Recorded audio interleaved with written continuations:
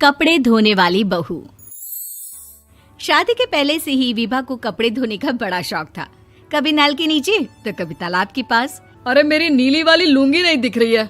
विभा की अम्मा, कहाँ रखी है लुंगी? अरे वो तो विभा ने परसों ही धोकर रखी थी आपकी अलमारी में, देखो वहीं होगी।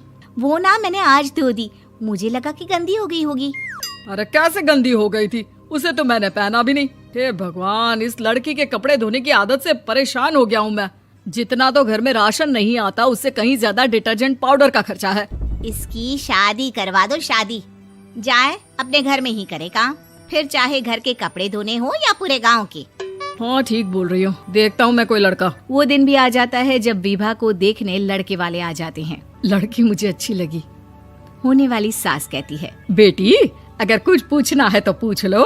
वैसे तो हमारी लड़की बहुत ही शर्मीली है, जो बोल दो वो मान लेती है, इसे क्या पूछना होगा। अरे कैसी बात कर रही हो माँ, मुझे इन लोगों के घर रहना है, सवाल तो कई है। हाँ हाँ बेटा, पूछ लो ना, क्या पूछना है। आप लोगों के घर कपड़े कौन धोता है? सास का मुंह बन जाता है। देखो, अगर तुम ये कहना चाहती हो कि तुम्हें कपड़े धोने नहीं आते तो सुन लो, कपड़े मैं ही धोती हूँ, लेकिन तुम्हारे आ जाने के बाद मैं रुमाल तक नहीं धोऊंगी। अरे चुप रहना भाग्यवान, बहू बेचारी घर आई नहीं, उसे डराना शुरू कर दिया। वो क्या है ना बिटिया, अभी तक तो ये कल्लू की माँ ही धोती थी, लेकिन अब तुम्हारे पापा तो दहेज में वॉशिंग मशीन देंगे ही।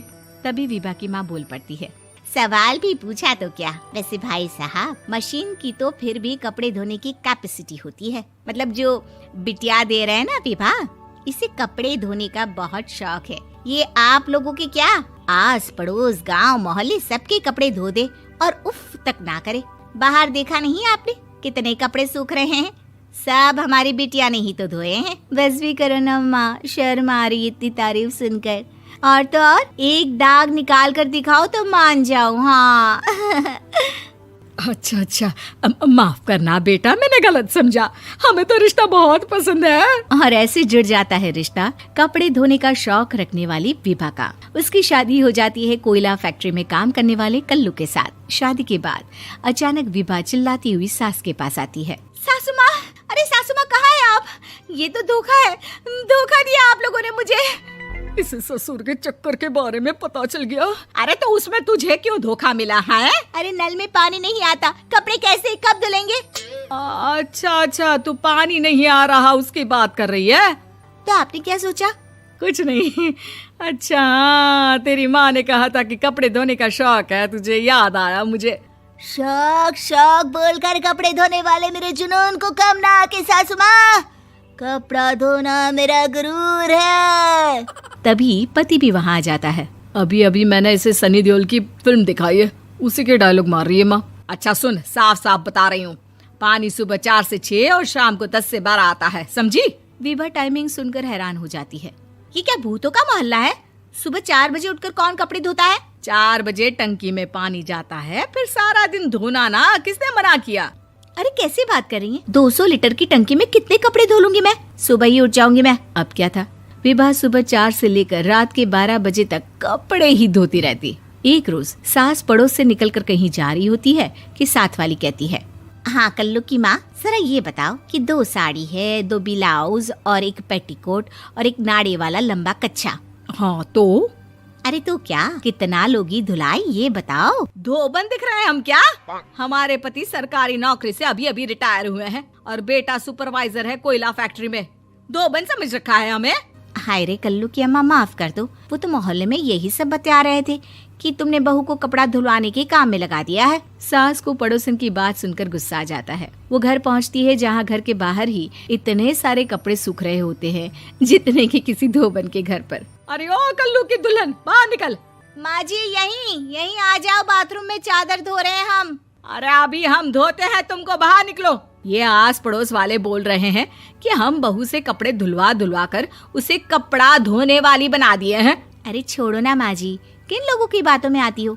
आस पास के लोगों का तो काम ही होता है कि वो किसी तरह सास बहू को लड़ा दे। बहू सारे घर के कपड़े धोती है, ये क्या कम है? बोलिए। सास को भी लग जाता है कि वो बहू का ये सनकीपन नहीं छुड़वा सकती, इससे अच्छा है कि खुद ही चुप हो जाए।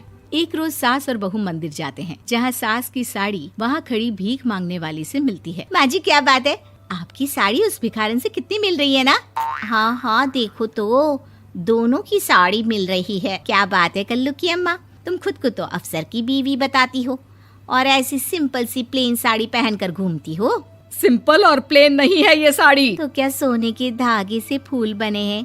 कुछ भी सासू माँ, कुछ भी। हाँ बने थे इस साड़ी में सोने के धागे से फूल। मेरे पति लेकर आए थे मद्रास से स्पेशली मेरे लिए 10,000 की। ताहे भाई साहब इस भिखारन के लिए भी सेम टू सेम साड़ी लेकर आए होंगे 10,000 की। सास उस वक्त तो कुछ नहीं कहती, लेकिन बहू के साथ घर आती है और अलमारी से एल्बम निकाल कर लाती है। ये साड़ी देख रही है, ये वही साड़ी है जिसे मैंने अभी पहना था। इस साड़ी में ये जो चमकदार फूल दिख रहे हैं ना, ये सोने के धागों से काढ़े गए हैं। लेकिन तू लोकल वॉशिंग मशीन ब्रश से घिस घिस कर सारे फूलों को निकाल कर साड़ी प्लेन कर दी। मुझे माफ कर दीजिए सासू माँ। और तो और, जब मैंने तुझे तेरी गलती के लिए कुछ नहीं कहा, लेकिन तूने तो सबके सामने मेरा मजाक ही बना दिया। क्यों? बहू को समझ में आ जाता है कि अब से उसका कपड़े धोना बंद।